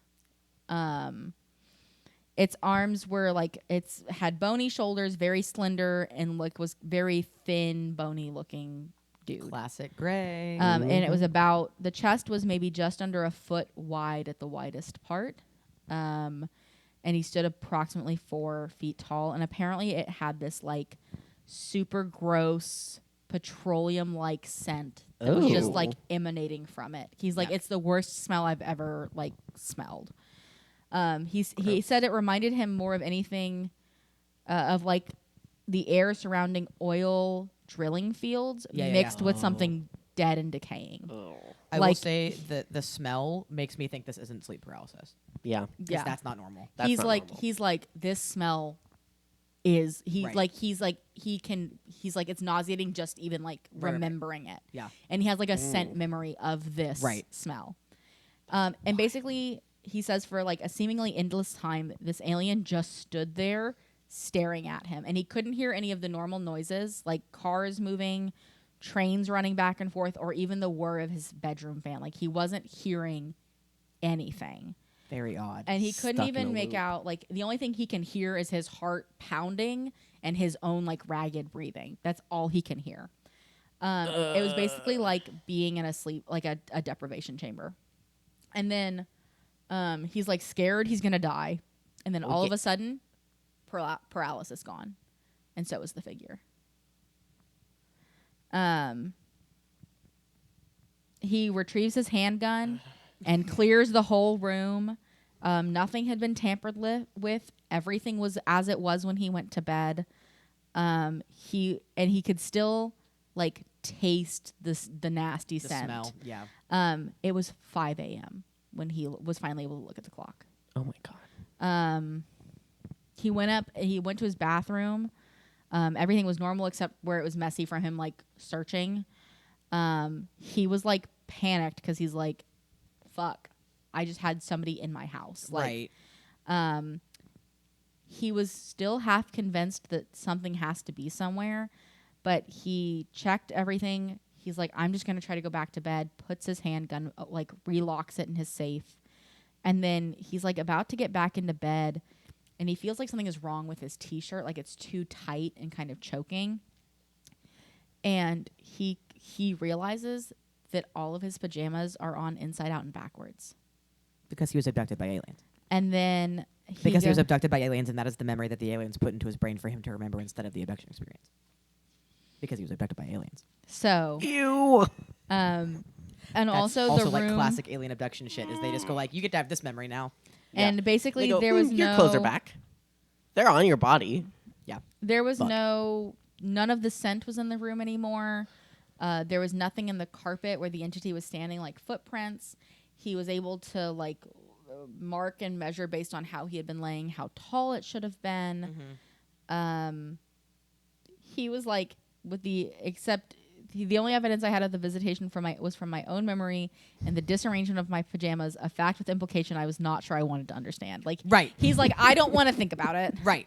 I hate it so much. That's like classic abduction story. He's going like, what had happened to me? How long has it been here? What had it done? Had I lost time? Was it only seconds? Like, he was really going through through all of the motions of a standard abduction experience. Sweet honey angel baby, you lost time.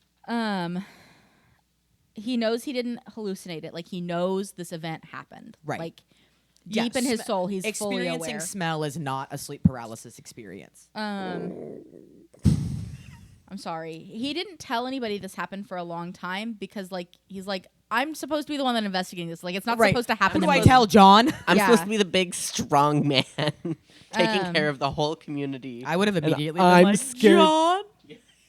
He felt very traumatized. Call each and, other. like, very stressed and, like, didn't know how to bring it up. Didn't know how to tell people without feeling like he was going to also... Right. Like, he just didn't know how to Sound experience. insane. He was experiencing the same thing that everybody who had to talk to him was experiencing. Yeah. So he was having that same, like, trauma of an encounter and not really knowing what to do with that encounter. Which sucks. Poor Now we are on chapter 8. Basically, because of the relationship that they made with MUFON during the old man case in 2009, the person that they worked with emailed them to be like, hey, there's this other phenomena that you may want to we may need your help with, kind of thing. Excuse me. This man was the man involved in this case is named Haas Lors. He was a white, non-native ESL teacher who lived on the reservation and was married to a Navajo woman. Okay. He had reported a UFO sighting to MUFON along with other paranormal activity that coincided with this UFO sighting. Okay. So the UFO sighting was with lights in the sky. They lived out in a mobile home. So it's called Satan Butte is the location. It basically looks like there's legend that like a giant serpent lives inside the butte and comes out from a hole in the top. Crazy. That's why it's called that. Cool. Because Navajo don't like snakes. They believe that. Where is Satan's Butte? Greasewood, Arizona. Cool. It's a mesa known as Satan's Butte. Or Satan Butte. Satan's buddy. It's called this likely to mimic the snake from the Garden of Eden in the Book of Genesis. Oh. Sure, I guess. But it wasn't the mesa that like drew this guy's attention. It was what was above the mesa. So above the mesa one night near dusk, when he went out to feed his horses, he noticed a strange light hovering above Satan Butte. And a few nights later, he saw it again. He described it as a UFO ship shaped like a spade with red lights growing across and several tendrils of light extending from it. The lights looked a bit like teardrops moving towards the earth. He wondered if these were smaller ships exiting the UFO craft. He reported that the object not only flew above and around Satan Butte, but that it also flew into the mesa as if passing through solid rock. Its movement seemed very purposeful and intentional. A week later, he saw it again, and from then on, he saw it regularly. At first, he reported it to his wife, who didn't believe him at first. And then she witnessed the lights and also made reports. And he was so determined to be like, no, I'm not lying, that he went and bought a high quality digital camera and took pictures of the object. Nice. This sounds like so MUFON's technical experts analyzed the photos to determine if they had been faked or manipulated, and determined that they were positive they had not been altered or modified in any way. Nice. Because he was also came into much closer contact with the paranormal, not in the form of extraterrestrials. One day he was working in the garage when a mangy, scraggly, stray dog came into the yard. It looked very sick and as if it had signs of being infected with rabies. The other dogs were afraid and wouldn't go near it, so he put the dogs in the house and went back outside to deal with the stray. Most people on the reservation are going to just kill a dog like that because they have a lot of stray problems, and animal control does not exist out in the Navajo Nation.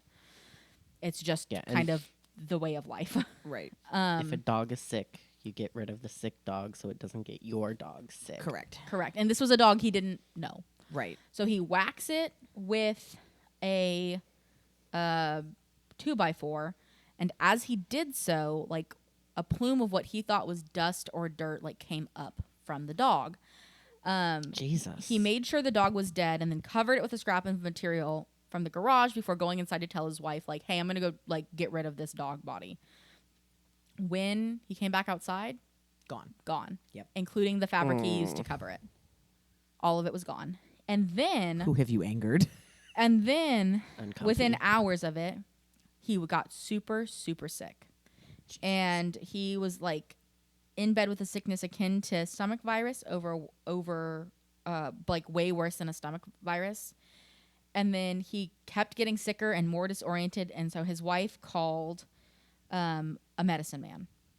And the medicine man performed a healing ritual that is common practice, but because of the sacredness of it, Milford actually doesn't give the details of it in the book. Because he doesn't want to negate the use of these tools. So basically, after the medicine man's treatment, he flipped a switch, was completely fine. Lovely.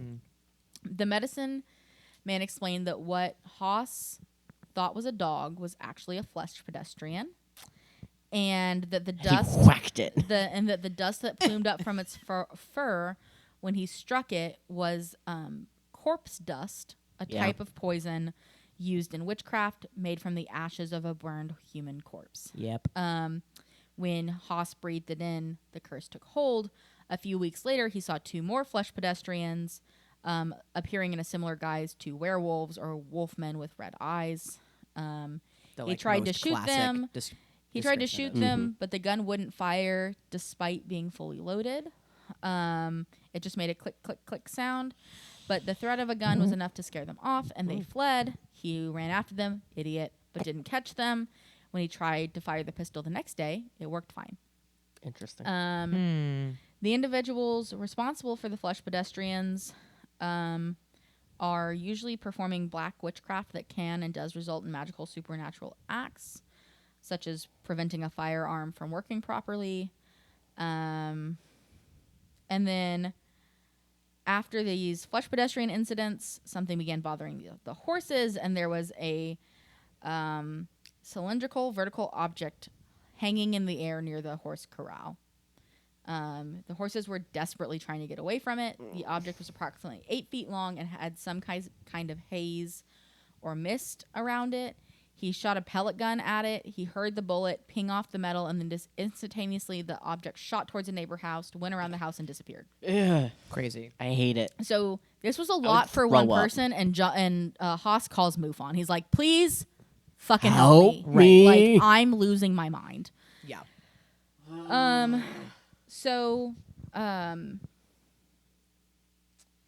They go in and talk to him and investigate. It also doesn't help that this man was very stocky in build, had a loud, clear voice, was a white man. He was very truthful about his experience. He was very sincere. He then one day, out of control or out near the corral, he hears a Navajo song being sung from an unseen location. It was being sung in Navajo language and but without instruments or the correct tempo, like it was too fast. It sounded like it was coming from the very ground beneath his feet. Crazy. He went inside and got his wife, who was fluent in Navajo, to listen and interpret. The song evolved into a chant, and his wife said it was a curse against him and their land and their property. Oh, shit. He became angry. No, he became angry at this news and like started swearing loudly about whoever this was. After that curse from the invisible music came the flesh pedestrians, the UFOs, and then his illness. Oh. They believe that this may have been the spirits of the land not liking that a white man was living on the land and teaching their children English and those kinds of things. Okay. I believe Haas, I think he moved. They did like EMF scans, different things like that. There was high frequencies of EMF that they were picking up. They heard voices on the third visit to the butte, as well as whistling, which they don't do at night. So he was like, whoo, boy, scared. And then they had this, all of a sudden, these high hurricane like winds trying to blow them off the mesa and their equipment. So they, this also may be on a ley line. So he's in this chapter, he's kind of talking about like what ley lines mean in paranormal investigation, which we are going to cover as its own things like that. The difference between a naturally occurring paranormal hotspot and a created paranormal hotspot. So he talks about like Sedona versus Gettysburg and the differences there, in which we talked about kind of in hauntings. Right. I believe Haas,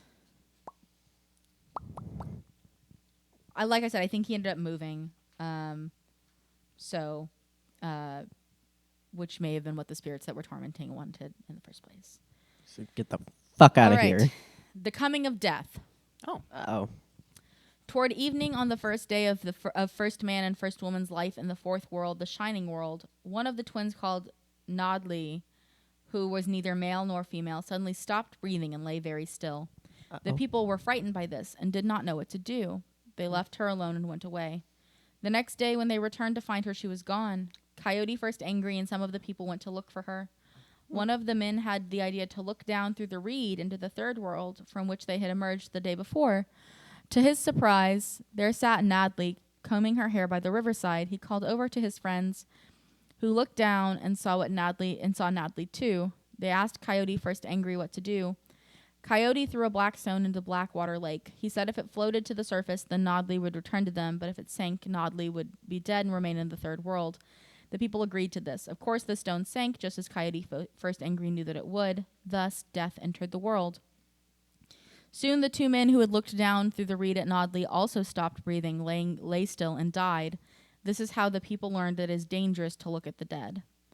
The people were angry at Coyote First Angry for bringing death into the world, but he explained to them without death, the shining world would be too full of people. The sick and infirm would be stuck in bodies that hurt them, and there would not be enough food and supplies for the new children who would be born. Yeah. The people, though grieved by the loss of Nadley and the two men who had looked at Nadley through the reed, saw the wisdom of Coyote First Angry's word and accepted the role that death plays in the world. Chapter 9. We're doing great. This is called The Window Rock Haunting from 2010.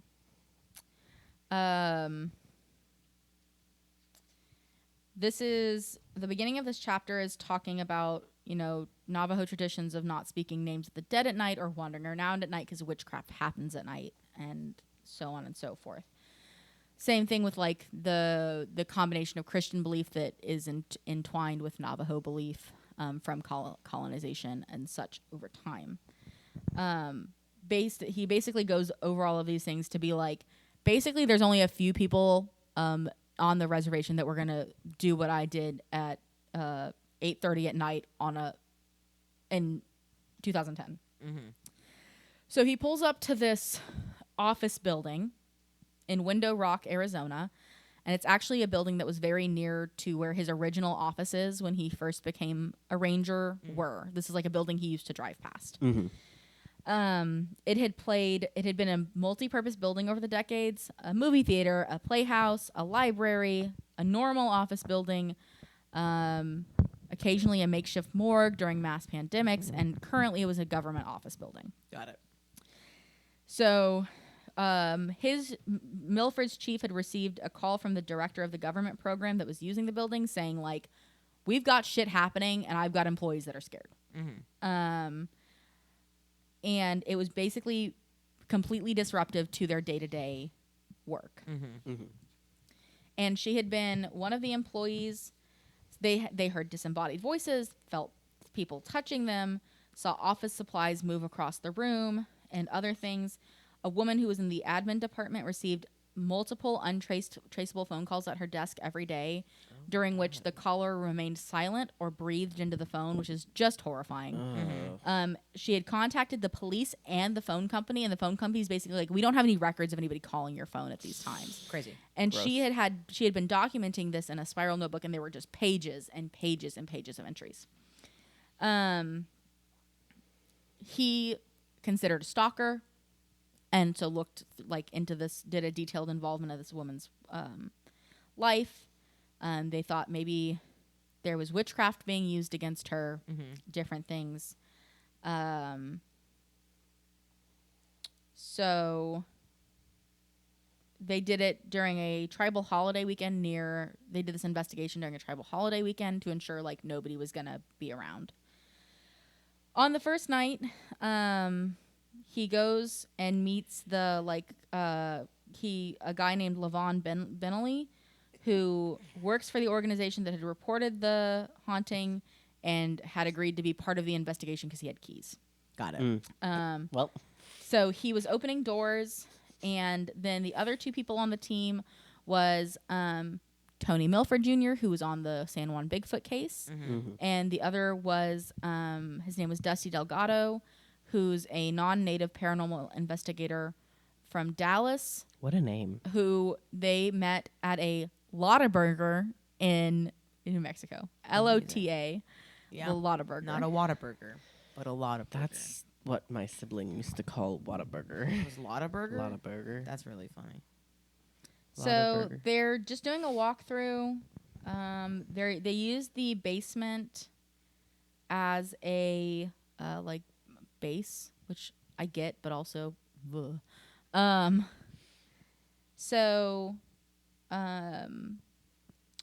walking around, and then all of a sudden Stanley feels an invisible finger rub across his lip and touch his mustache. And Wait, did he have a mustache? Yeah. This was just touching his mustache. So the finger, he says, this finger moved slowly across my mustache from one side to the other and then back again. Ew. And then he holds completely still. He goose cam everywhere.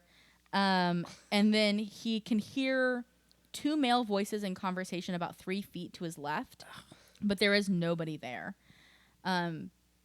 he could hear like a about 5 to 10 second clear conversation. Crazy. He asks like, "Who's there?" None answer. And then he goes, "Who are you?" Not a thing.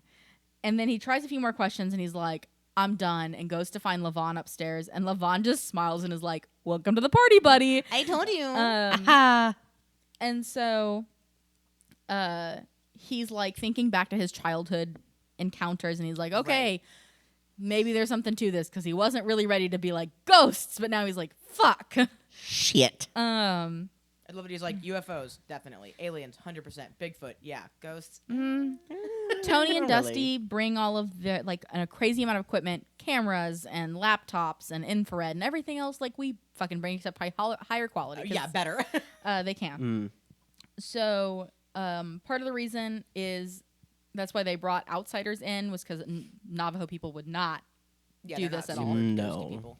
They're briefing the others, and as soon as he finishes briefing, he feels something hard hit his shoulder and fall to the ground behind him. And he turns around and looks, and there's a quarter face up on the ground. Crazy. And then he looks up like there's gonna be somebody upside on the ground, like upside like a bat, like smiling at him. Which if there was, I hate that shit. I would throw up. They moved through the basement. They took pictures of the quarter dimensions, collected it. They're like, we're gonna take the coin.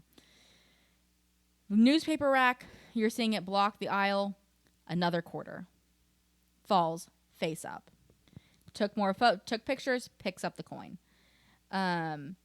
Then they're trying to see what happens if the coins would appear in different locations or reasoning.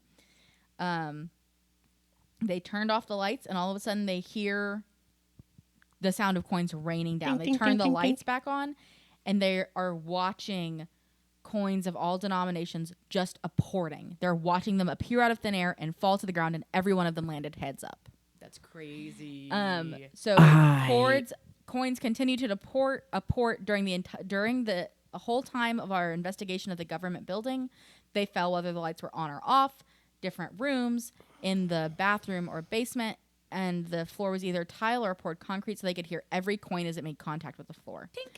In the cubicle area where it was carpeted, the coins fell with soft thuds. Sometimes they fell straight down. Sometimes they came horizontally. After the coins fell, totally normal coins. They didn't do anything odd. There were 65 coins that fell over the 2-day period that they were investigating. Once they had left the coins like on the desk, and when they came back, something had stacked all the coins up. Oh, fun. It was like, I don't like how you organized these. He was like, he wanted to be like, maybe somebody rigged this, but he literally watched them report, so he had to be like, no, I don't know how to explain this. The only conclusion he could draw was that a spirit was saying, heads up, I'm here. Mm-hmm. It certainly had our attention. The coins were not the only physical manifestations. Sometimes tables, chairs moved around, bulbs blew up.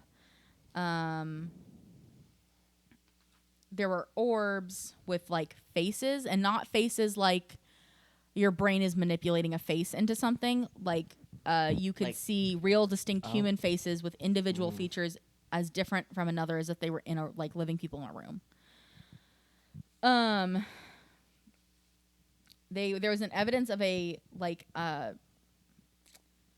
it was a ceramic vase like that exploded, but it didn't explode like somebody had picked it up and dropped it. It exploded like you'd put an M80 firecracker inside of it and like blew it up. Exploded. The vase itself was originally a Navajo wedding vase with 2 spouts, which is usually a gift given to somebody when they get married. Yeah. It was also been moved like 40 feet from its original location and then exploded. Crazy. They have EVPs. They did get a name, but he can't remember it anymore. They heard a Scottish woman or a British woman. That's weird. And then they were using an EMF reader at one point, and it kept hitting 666 over and over again, like just getting stopped at 666.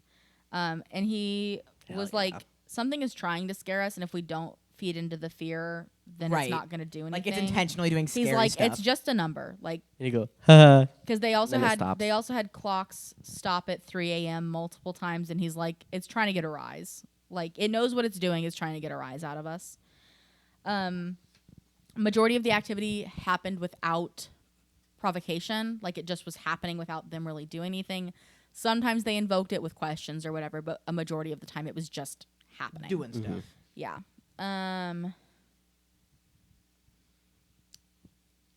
They debriefed. They didn't. They tried to be like, we've done all we can. I don't know what else we can do for you. You got something but here. they thought it was going to be the end of it, and it wasn't. The night following the investigation, around 9 o'clock, they were sitting at the dining table in Tony's home when a coin fell behind. Of course. Tony, and then one of the coins was like super hot to the touch, hot enough that it left a mark in the linoleum floor. Oh damn! That coin came from hell. And then apparently Tony also had coins just apporting in his home as well, and there was a crazy, like, Tony had a knife like fly from a butcher's, like a 12-inch butcher's knife, fly from the knife block and traveled 6 feet across the room, stabbing into a grapefruit and a hanging fruit basket about 3 feet from Stanley. And the knife had stabbed hard enough to pierce all the way through the grapefruit. Crazy. Great. He was super like scared. And then one of the guys, somebody else that was there, was like, well, he goes, well, hell, if it's going to throw money, at least it could throw some damn bills. And as soon as he said this, a wadded up dollar bill hit him in the face. Oh, my God, amazing. And then when they smoothed it out, the word die had been written in Sharpie across and in all capital letters with the horizontal lines of the E extending out like pitchfork prongs. That's really funny. God. At least you can throw cash at us. They hit you in the face with a dollar bill, and it's like, hey, fuck you, die. Hey, fuck you. They had a priest come out and cleanse the house, and then Tony's house was like better. This house is clean. Like after that, a blessing on your home. Basically, Stanley still has coins that just apport. Like, he's constantly affected by apporting coins. He regularly like cleanses his house, but he's just like, I feel like these ones are mine. Like, he was in a grocery store once, had a coin apport behind him, and the man behind him in line saw the coin apport, and Stanley just picks the coin up and puts it in his pocket and like keeps doing his shit. Like, what a mundane little curse to live with. Yeah, what it's not even a curse. You get free money. You just have to be able to change all the time. Exactly. Now. It's like you have a shit ton of coins. We're on chapter 10, the last chapter, Theories of a Navajo Ranger. Woo. This is a 2014 case, another Bigfoot case. In this case in particular, he actually sees Bigfoot for the first time, and it sees it, and he's like in shock that he's actually like, this thing that I've been tracking for like 20 years, I'm actually seeing.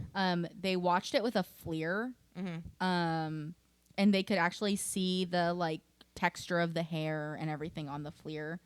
Freaky. They were watching it like move toward them up the hill, and then it like flips out, just gone.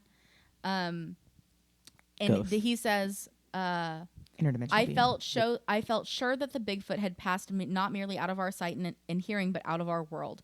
It had stepped out of our dimension and into another, as inaccessible to us as the stars. Face shit. They had gone back the next day, didn't see anything. They were going back up the slope when a sandstone rock was like thrown at them, and they kept having rocks thrown at them in larger and larger sizes. Basically, like, it's a nice boulder. Basically, it was like the Bigfoot being like, please leave me alone. Yeah, like, I don't cut it looking out. For me. Yeah. So, you're too close. Stop looking. They were driving down the mountain. Milford is like trying to figure out what is happening. And he says, I couldn't work out what the connection might be, but the event drove home for me more than ever that there were truly other dimensions, perhaps even stacked on ours times affinity, worlds on worlds on worlds. And there were beings who could reach down through those dimensions, whether spirits or Bigfoot or UFOs. Bigfoot seems like such an earthly creature, large mammalian, ape-like, covered in hair, but there is no evidence of the creatures living long-term in the woods like a mere cryptid in hiding. I can easily go out and track a bear or a cougar and find evidence of their habitations, but I cannot find evidence that a Bigfoot lives in the places it has been sighted. As common and frequent as the sightings are worldwide, it should also be very, very common to see bones and remains of these beings, yet no evidence like this has ever been found. Yet now I had watched it appear and disappear with my own eyes. So I had to conclude that, like the coins appearing from someplace unseen, it too had stepped out of another dimension and into our world, and then it stepped back out. After all, the Navajo creation stories include different worlds, different layers of existence, planes of existence besides our own. In our creation narrative, the Dine Bane, or the story of the people, Navajo are said to have emerged into our world through a giant reed after traveling through 3 other worlds. What is that if not dimensional travel? Yeah. What if nearly all of the paranormal phenomena I'd investigated over the years were merely entities from other dimensions stepping briefly into our own? The orbs of light that are commonly seen on the Navajo reservation could be coming from an entirely different universe. They could even be sent by UFOs. Maybe Bigfoot was sent by UFOs too, since many people report seeing them in conjunction. Perhaps orbs and Bigfoot played a similar role, like drones collecting information to carry back to other people, to other beings. Hell, I'd even heard stories on the reservation about people seeing dinosaurs. What if things from our own historical past could pass through a tear in time and space and wander into our present world? What if that was the explanation for the Loch Ness Monster? What did this mean, that teleportation was physically possible from a physics standpoint? Were time and space more permeable than I had imagined? He talks and he goes through like Ouija boards being portals and like what has been lost with the loss of Navajo culture as a whole, skills, and what if we need to better look at the history that's left behind in these archaeological ruins, so on and so forth, basically saying all of the things in the universe are interconnected. There are universal opposite elements of positive energy and negative energy or forces that are found throughout the universe. They can't exist without the other, day and night, yin and yang, so on and so forth. Basically, he says, like, he's asked where the line is, how far his belief in the paranormal extends, because he basically is like, there is no line. Like, there is no line at which it stops. It is more than paranormal or different. Like, it is just a continued belief. Mythology is rooted in the real. Cultures from all over the world have similar paranormal beings, even if those cultures have never had contact with another. How can I acknowledge flesh pedestrians in the Navajo culture, but not vampires in European culture, which have rituals to ward off vampires, just as Navajo ward off the evil energies of witchcraft? How can I accept the little people from Hopi culture, but not fairies in England and Ireland? And he talks about, again, Western culture influence and going back to the ideals. But he basically has 6 not rules, but like theories. Okay. There's 6 primary theories. 1, our world is not the only one. The universe is vast and there are many dimensions. 2, some beings or entities are able to cross from dimension to dimension and or to send objects from one dimension to another. 3, there are naturally occurring places in the world where it is easier for those beings to pass back and forth. 4, there are human-made places in the world where turmoil, pain, and trauma have created paranormal hotspots. 5, negative energy is part of existence along with positive energy, much like yin and yang. You cannot have one without the other. The goal is to keep them in balance as much as possible. When we encounter the paranormal, it is an opportunity to question how we are living and to work towards enlightenment and clarity of purpose. And he basically said he is so thankful to have gotten to witness so much paranormal and to have helped people involved with paranormal reports. He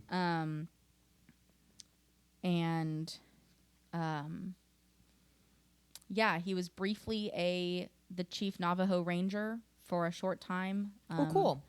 And did that job while still not receiving an increase in pay, but did it because he loved the work. I love him. He chose to leave He deserves because better pay. He did deserve better pay. He chose to leave because he didn't enjoy the politics surrounding being in that role. That wasn't what he wanted to do. He wanted to be boots on the ground. But he talks about helping people. He talks about being a guest speaker at their MUFON presentation and doing the TV appearances. Fuck yeah. And that he's not... he's kind of opened himself to a second career in the paranormal, and he is not done yet. And there is more to come. So that is the story of the Paranormal Ranger. It's such a good fucking book. I don't care that this is 2 parts. That was so good. Yeah. And I'm still gonna read that book, but I feel like I don't have to. I know the book. Like that you did a really good job of doing like a good, solid, thorough book report and like telling us about this man's life. Yeah. That was great. I don't know. I'm really thankful I got to read this book. I am thankful that you guys think I did it justice. I mean, I don't know if you did it justice. I haven't read the book, but I think you did. You presented a very good topic. I would love to get to meet him one day and get to interview him. That'd be rad. I'm very.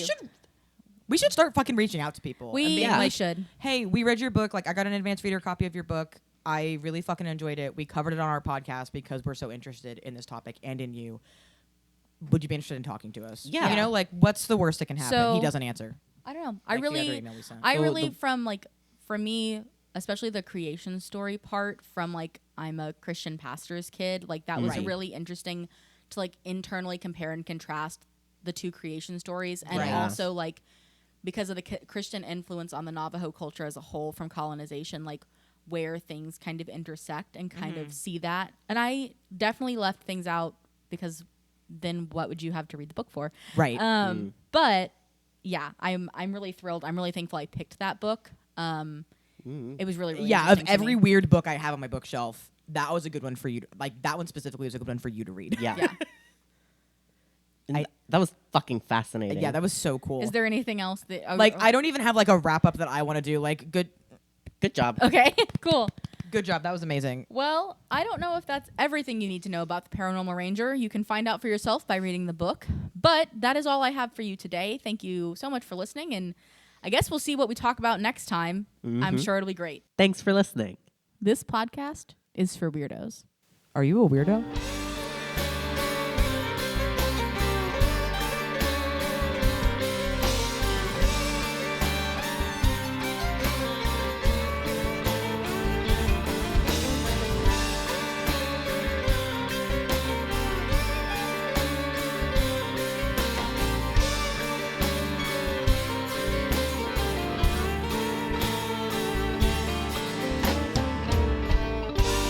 Thursdays are for the phenomena.